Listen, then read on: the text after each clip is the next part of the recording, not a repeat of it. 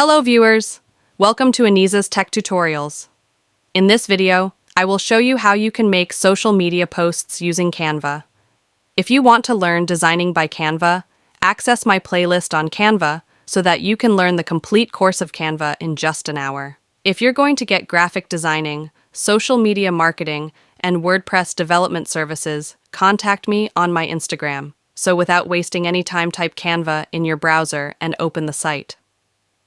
In the search bar, type a keyword that which type of image you want. Simultaneously, select the option of Canva templates.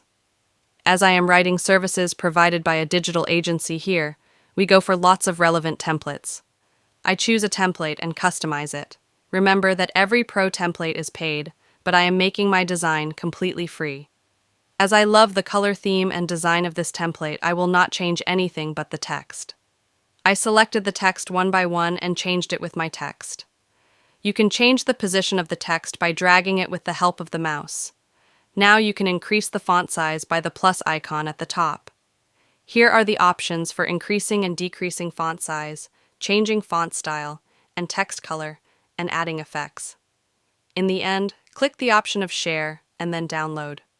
Your image has been downloaded and it is completely free.